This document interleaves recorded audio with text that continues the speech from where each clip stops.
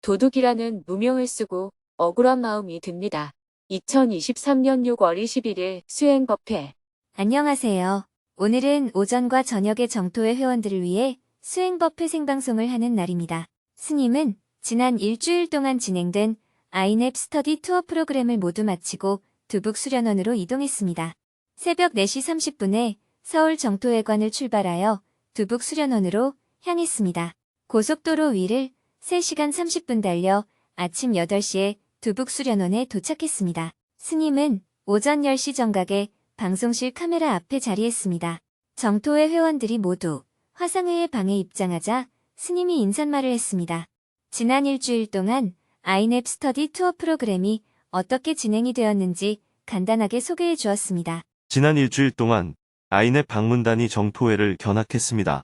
동남아시아에서 각국의 스님들과 활동가들이 정토회 활동을 배우기 위해 10년 전부터 해마다 한국을 방문하고 있습니다. 코로나 팬데믹으로 인해 3년 동안 중단이 되었다가 올해 다시 시작했습니다. 이번에는 9개 나라에서 19명이 방문했습니다. 그동안 남방불교 스님들이 많이 오셨는데 올해는 중국에서도 2분의 스님이 오셨습니다. 우리들은 매일 수행하고 전법하고 사회 실천을 하는 것이 일상적인 일입니다만 남방 불교에서는 그렇지 않습니다. 기존 불교와 마찬가지로 부처님의 법에 대한 이해도 부족합니다. 그들이 말하는 불법은 전생에 죄가 많아서 여자로 태어났다, 전생에 복을 많이 지어서 부자로 태어났다 하는 식의 믿음입니다. 그래서 현대 사회와 맞지 않는 부분이 많기 때문에 젊은이들이 점점 불교에서 멀어지고 있는 실정입니다. 동남아 스님들이 가장 감동받은 내용. 동남아 스님들이 정토회를 견학하면서 가장 감동을 받았던 내용이 자원봉사 시스템이었습니다. 자원봉사 시스템은 기술적인 문제가 아닙니다. 대중들이 자원봉사를 하기 위해서는 먼저 인생을 어떻게 살 것인가 하는 관점이 충분히 잡혀야 하고 매일 수행을 해야 합니다.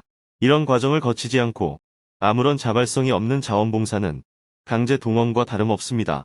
그래서 이번 아이넵 스터디 투어는 정토불교대학과 경전대학, 행복학교의 커리큘럼이 어떻게 이루어져 있는지, 깨달음의 장과 나눔의 장, 명상수련이 어떻게 진행되는지, 연수와 교육이 어떻게 이루어지는지, 매일 아침마다 어떻게 수행을 하는지, 정기적인 법회 운영을 어떻게 하는지 등 정토회의 운영 방식에 대해 자세히 배울 수 있게 프로그램이 마련되었습니다. 특히 사회실천 활동이 어떻게 이루어지는지 배우기 위해 현장에 가서 이야기도 듣고 같이 해보는 시간을 가졌습니다. 두북 수련원에서는 감자 수확도 같이 했습니다.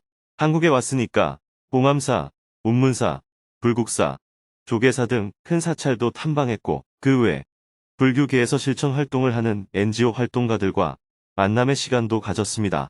전체 프로그램 중에 70%는 정토회에 대해서 공부했고 나머지 30%는 한국과 한국 불교에 대해서 공부를 했습니다. 이어서 아이넵 스터디 투어 모습을 영상으로 함께 보았습니다. 동남아 스님들은 마지막 소감문 발표 시간에 참여불교의 최고 모델이 정토회인 것 같다고 말했는데요. 이번 행사를 통해 세계 전법의 씨앗이 동남아 각국으로 널리 퍼질 수 있게 된 것 같습니다. 이어서 주말에 전국 으뜸절에서 회원들이 실천활동을 한 모습을 영상으로 본 후 증문즉서를 시작했습니다. 오늘은 전법 회원들이 포사를 하는 날이어서 수행법회 시간을 단축해서 진행하기로 했습니다. 그래서 사전에 질문을 신청한 2명의 질문만 받았습니다. 치우치지 않는 삶이란 중심이 있다는 전제하에 가능하지 않을까요? 정토회 활동이나 스님이 불철주야 활동하는 모습들도 어떤 이에게는 한쪽으로 편중되었다고 느낄 것 같습니다. 저는 억울하고 손해보고 상처받은 마음들에 구속되어 있습니다. 자유롭고 싶은데 이런 마음 속에서 벗어날 수가 없습니다. 끈질기게 중독처럼 저를 괴롭힙니다. 어떡하죠? 증문즉설 마치고 포살 법회를 시작하기에 앞서 왜 전법 회원이 되면 포살을 해야 하는지 스님이 직접 설명을 해주었습니다. 정토회의 전법 회원은 모두 계율을 받은 사람입니다. 계율을 받은 사람은 계율을 지키는 것이 가장 좋습니다. 물론 저절로 계율이 지켜지면 수행할 필요가 없겠죠. 계율을 지켜야 하는 것이 목표이지만 계율을 지키지 못하는 것이 또한 현실입니다. 계율을 지키지 못하는 상태에서 계율을 지키는 상태로 나아가는 것이 수행입니다. 계율을 지키지 못했을 때는 자신을 돌이켜서 아, 내가 놓쳤구나 하고 다시 계율을 지키는 쪽으로 나아가야 합니다. 놓쳤구나 하고 돌이키는 것이 참회입니다. 수행자는 어떤 관점을 가져야 하고 어떻게 행동해야 하고 어떻게 말해야 한다는 것을 정리해 놓은 것이 기본 5개입니다. 그러나 전법 회원이 되면 기본 5개를 현대사회에 맞게 재해석한 18개를 받습니다. 전통적으로는 매달 15일에 포사를 해야 하지만 정토회에서는 2달에 한 번 포사를 하고 있습니다. 2달에 한 번 계율에 따라 스스로 참회하고 그것을 대중 앞에 드러냅니다. 혼자서 돌이켜서 반성하는 것을 참회라고 하고 대중 앞에 드러내어 참회하는 것을 포살이라고 합니다. 계율은 나를 자유롭게 하는 것입니다. 예전에는 정토불교대학을 졸업한 사람은 모두 5개를 받았습니다. 그런데 많은 사람들이 계율이 나를 자유롭게 한다는 관점을 갖지 못하고 나를 구속하는 것처럼 느끼는 부작용이 생겼습니다. 부처님은 우리를 속박에서 벗어나게 하려고 가르침을 펼쳤는데 그것이 속박으로 느껴진다면 계율을 제대로 이해하지 못한 겁니다. 일반 회원의 수준에서는 계율을 받는 것에 대해 속박으로 느끼는 경우가 많아서 현재는 정토불교대학을 졸업해도 수계를 하지 않고 전법 회원이 되어야 계율을 받게 됩니다. 자발적으로 계율을 지키겠다는 마음이 생길 때 계율을 받아야 하기 때문입니다. 그리고 계율을 받으면 반드시 포사를 해야 합니다. 이런 취지에서 포사를 하는 것이니까 전법 회원들은 수행법회가 끝나면 모두 포살에 참여해 주시기 바랍니다. 사흥서원으로 수행 법회를 마친 후 전법 회원들은 모든 별로 화상회의 방에 모여 포살을 했습니다. 포살계본을 하나씩 읽고 내가 어긴 계율이 있을 때마다 3번 절을 했습니다. 포살이 끝나고 나누기 자리에서는 어떤 계율을 어겼는지 드러내어 참회했습니다. 하루 종일 비가 내려서 오후에는 농사일을 쉬고 실내에서 업무를 보았습니다. 스님은 오랜만에 여유로운 시간을 가졌습니다. 해가 저물고 저녁 7시 30분에는 저녁반을 위해 수행법회 생방송을 했습니다. 정토회 회원들이 모두 화상회의 방에 입장하자 스님이 인사말을 한 후 직문직설을 시작했습니다. 오전 법회처럼 포사를 해야 하기 때문에 2명의 질문만 받았습니다. 그중 1명은 도둑이라는 누명을 쓰고 나서 너무 억울한 마음이 든다며 어떻게 수행을 해야 하는지 도움을 요청했습니다. 도둑이라는 누명을 쓰고 억울한 마음이 듭니다. 저는 얼마 전 도둑이라고 누명을 쓰게 되었습니다. 당시에는 황당한 일도 다 있네 하고 받아들였습니다. 다음날 억울한 마음이 많이 올라왔고 일상에서 평정심을 유지하기가 매우 어려웠습니다. 다음 날에는 증거도 없이 소리만 지르던 상대가 환자라는 생각이 들었고 그를 이해하는 마음을 내게 되었습니다.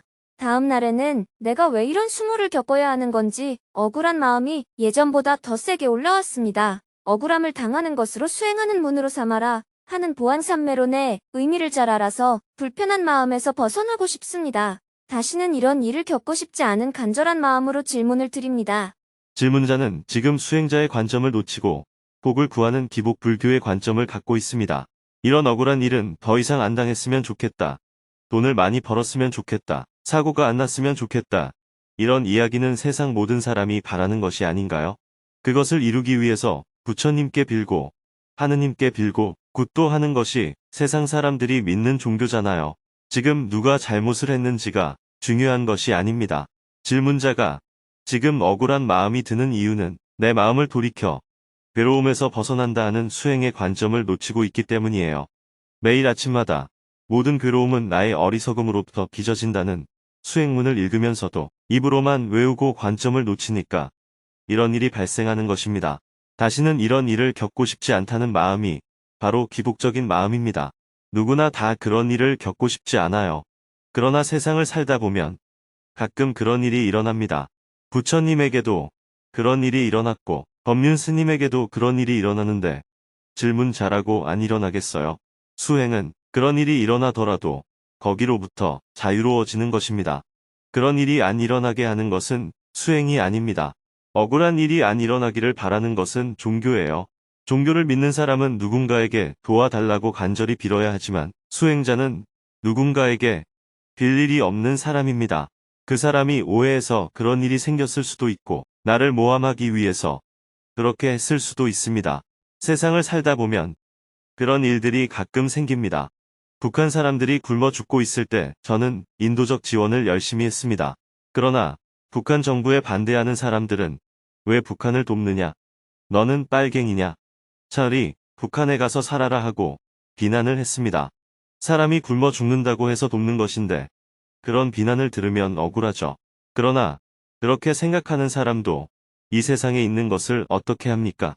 유튜브에 들어가 보면 법륜 스님은 빨갱이다 하고 비난하는 사람들도 종종 있습니다. 그런 행위가 법을 어겼다면 법으로 처리하면 되겠죠.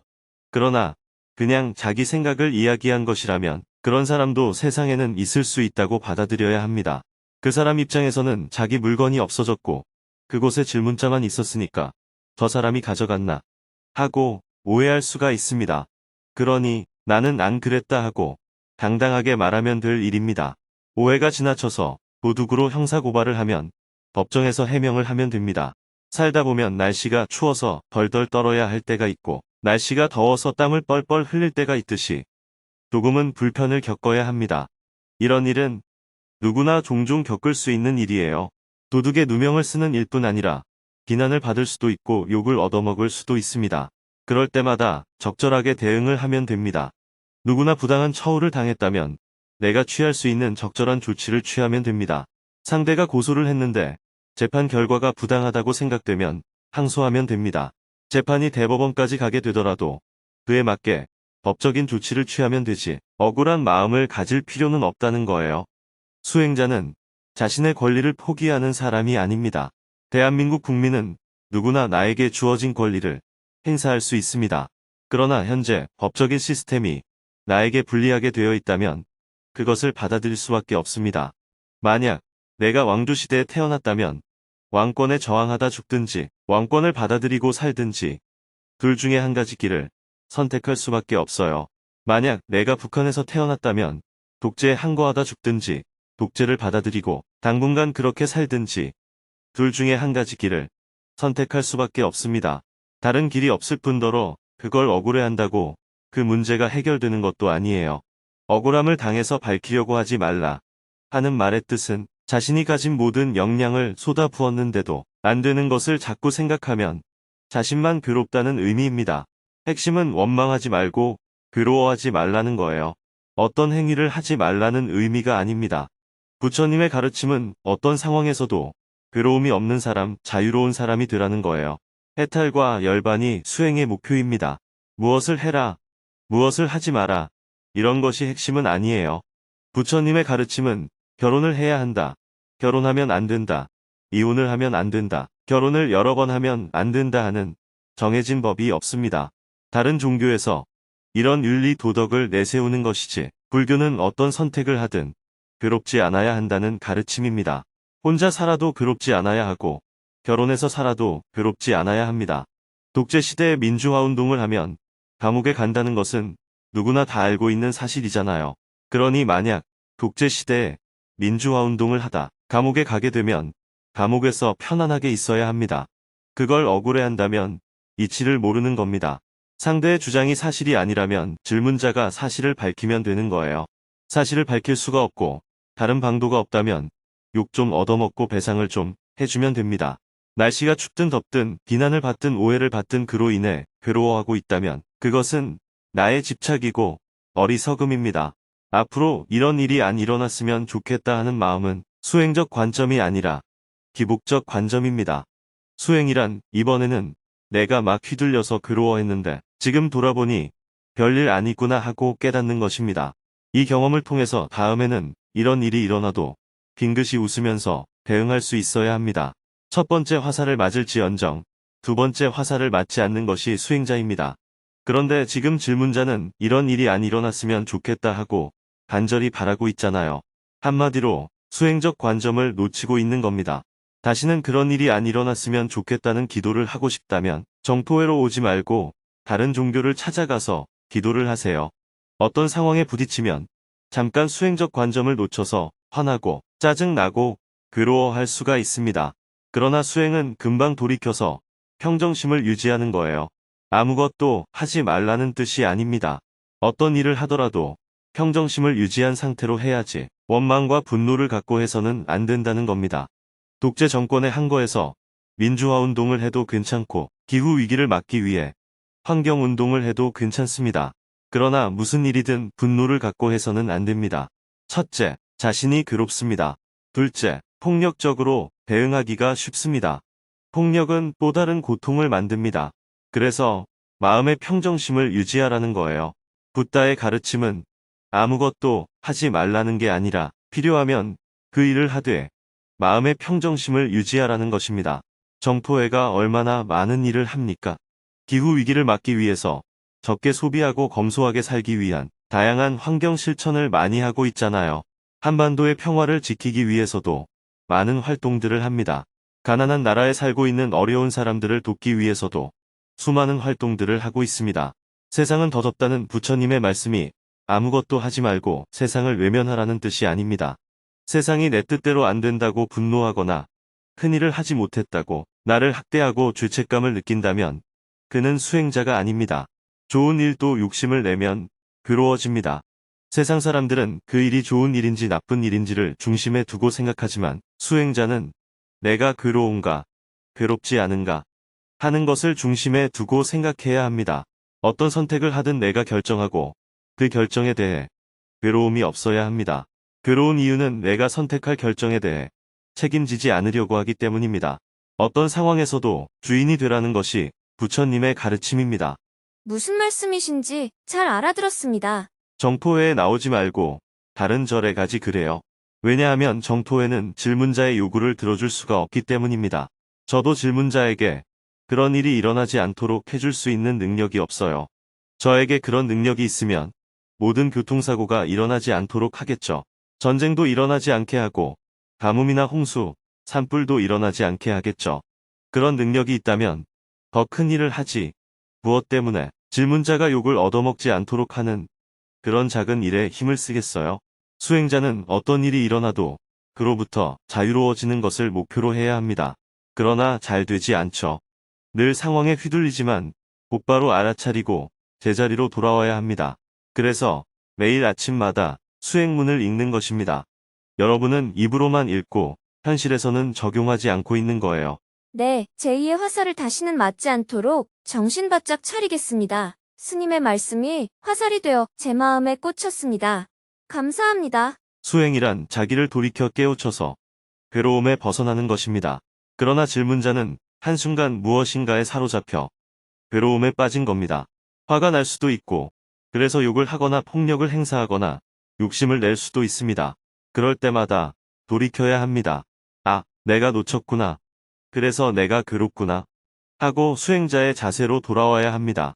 이 외에도 한 분이 더 질문을 했습니다. 새벽 공동 정진에 적극 참여하다가 수행에 진척이 별로 없고 강한 거부감이 들어서 그만두고 아무것도 안 한 지 10일이 넘었습니다. 하긴 해야 하는데 아무것도 하기 싫습니다. 다시 정진을 시작하려면 어떻게 해야 할까요? 수행 법회를 일찍 끝내고 곧바로 포사를 시작했습니다. 일반 회원들은 마음 나누기만 하고 화상회의 방을 나가고 전법 회원들만 남아 18개본에 대해 참여하는 시간을 가졌습니다. 오늘은 모든 전법 회원들이 포사를 통해 자신을 돌아보고 청정해지는 날이었습니다. 내일은 오전에 농사일을 하고 오후에는 대구로 이동하여 대구교육연수원 초청으로 직문직설 강연을 하고 돌아올 예정입니다.